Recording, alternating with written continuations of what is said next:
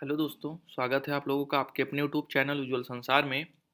दोस्तों, आज की इस वीडियो में हम कृषि सस्य विज्ञान भाग 1 का एग्रोनॉमी पेपर जो कि 2020 में हुआ था, आप लोग यहाँ पे देख पा रहे होंगे, जो कि 2020 में हुआ था। इसका जो पेपर है, मॉडल पेपर कह सकते हैं क्योंकि ये पेपर हो चुका है, उसको आज सॉल्व करने वाले हैं।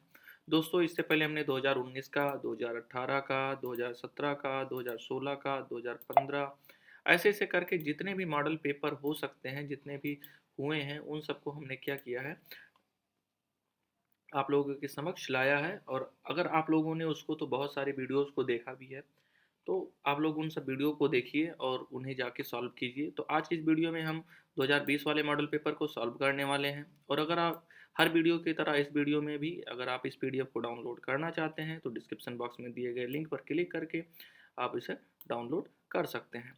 तो चलिए शुरू करते हैं। तो टाइम पूर्णांक वही आपका रहने वाला है, समय कितने क्वेश्चंस हैं, ये सारी चीज़ें हर वीडियो में बताना ज़रूरी नहीं है। अब हम जानते हैं कि इसमें से 4 क्वेश्चंस आते हैं, जो कि पहला क्वेश्चन आपका है, निम्नलिखित में से किसके द्वारा भूमि में नाइट्रोजन का स्थिरीकरण होता है। बर्सीन द्वारा। दोस्तों, यह क्वेश्चन 3 बार पूछा जा चुका है, 2017, 2013 या 2012 के पेपर में शायद ये क्वेश्चन आया है। तो इसीलिए बोल रहे हैं कि आप लोग सभी मॉडल पेपर को जरूर एक बार देख लीजिएगा। ओजोन परत पर क्षति पहुंचने में किस बीमारी के बढ़ने की संभावना है। तो त्वचा कैंसर, जितने भी स्किन डिजीजेज हैं वह हो रही हैं। उत्तर प्रदेश में पाई जाने वाली प्रमुख मृदा जलोढ़ मृदा है। दोस्तों, ये भी काफ़ी इंपॉर्टेंट क्वेश्चन है क्योंकि ये भी पूछा गया है कई बार। अगला है, रोगिंग की क्रिया होती है विभिन्न प्रकार के पौधों को निकालना ही क्या कहलाता है, रोगिंग कहलाता है। डपोक विधि किससे रिलेटेड है, धान से रिलेटेड है।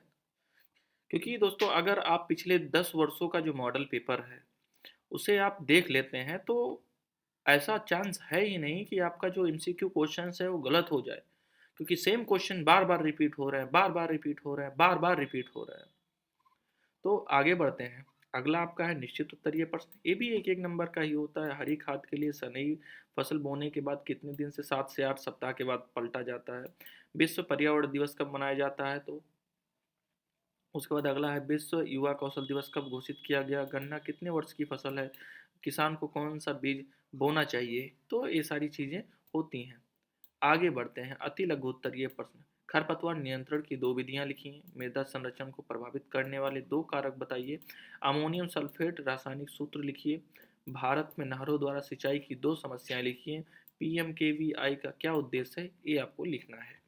ये आपके दो दो नंबर की क्वेश्चंस हैं, यहाँ पे आप देख पा रहे हैं।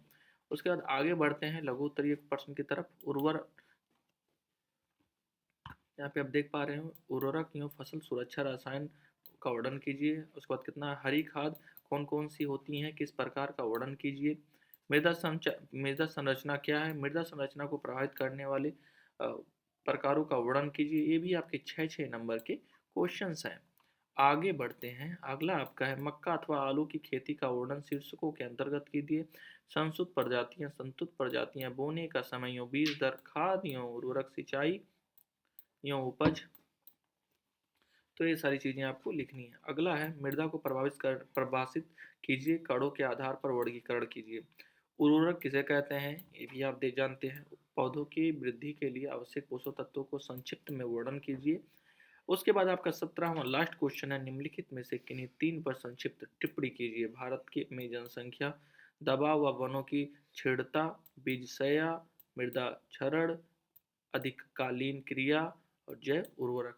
दोस्तों, फिर से आपसे कहते हैं कि अगर आप इस पीडीएफ को डाउनलोड करना चाहते हैं, तो डिस्क्रिप्शन बॉक्स में दिए गए लिंक पर क्लिक करके आप इस पीडीएफ को डाउनलोड कर सकते हैं। क्योंकि दोस्तों, यहाँ पे BSc agriculture, class 11th agriculture, 12th agriculture या एग्रीकल्चर की जितनी भी चीज़ें हैं यहाँ पे आप लोगों को मिलती रहती हैं।